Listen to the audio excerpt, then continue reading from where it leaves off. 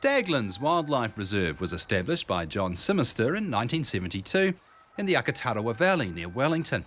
It's now a natural home for unusual, iconic and endangered species. The development of the reserve involved resculpting of thousands of tonnes of clay and waterways over 10 hectares of bush and farmland. It's a collection of birds and animals, natives and introduced exotics.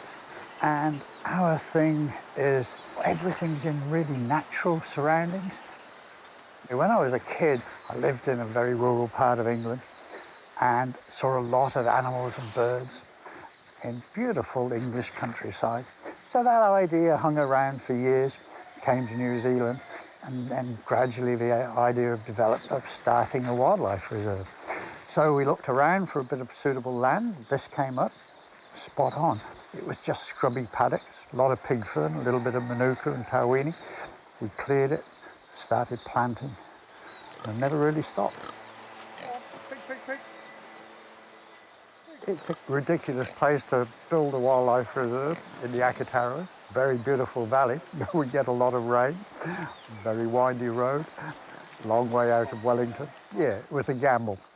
The bank manager certainly didn't want to know a thing about it. But on the other side, it's so beautiful that it's a destination in itself. It became really successful overnight, far more successful than we ever imagined. All wanted, to be honest, because we couldn't cope. There were too many people. One of the things I hoped was that there'd be no sealed paths around the place. It'd all just be grass paths and paddocks, and people would walk across it. Of course, the Akatara climate with a lot of people, the paths turned to mud, and so they all had to be sealed. So that was one of the learning experiences. It's the interaction, it's the involvement. You can see all of these animals and birds on videos, on the TV and all the rest of it, but they need to be able to touch it, feel it, smell it, hear it, talk to it. These are really important things for me. So it's that involvement and interaction in an attractive and natural setting. That's what we're about. Our main customers are families, but surprisingly, we get a lot of tourists. Hadn't expected quite so many, but a lot of tourists come. But it's families are our bread and butter, and people coming from out of town to meet those families and stay with them. What should we do today? Oh, let's go to Staglands. Let's see a bit of real New Zealand. Of some of the animals, they're all been introduced into New Zealand, obviously. Some of them were put in the wild, like the deer. We try and have rare breeds, breeds that need preserving, breeds that may die out. I think it's really important to preserve these breeds. And so we have Highland cattle, we don't just have Friesians. We have Clydesdales, we don't just have a horse. And there's these coonies, Auckland Island pigs. And on the native side, falcons, kea, kaka, blue duck. Been quite successful over the years breeding blue duck.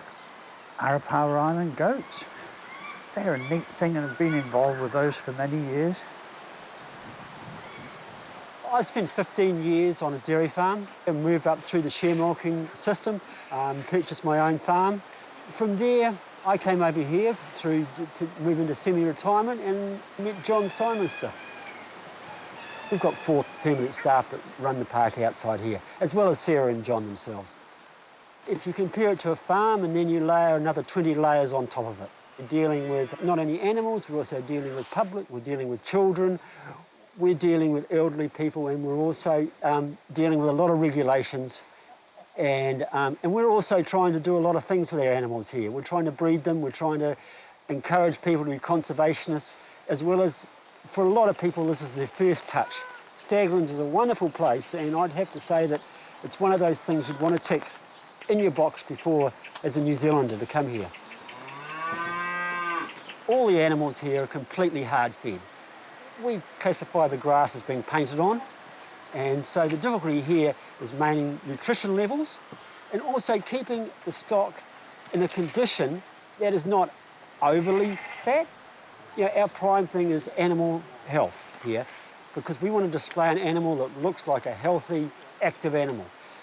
which is very difficult because you're always on the balance. And then again, you have so many layers of stock. You've got the smallest little bird like this, and then you've got the donkeys, and then of course you've got the Clydesdales. And you know, you're always monitoring every day. It's a business.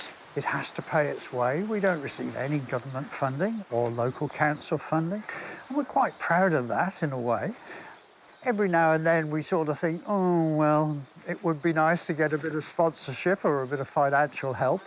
But we run it as a business and it has to pay its way.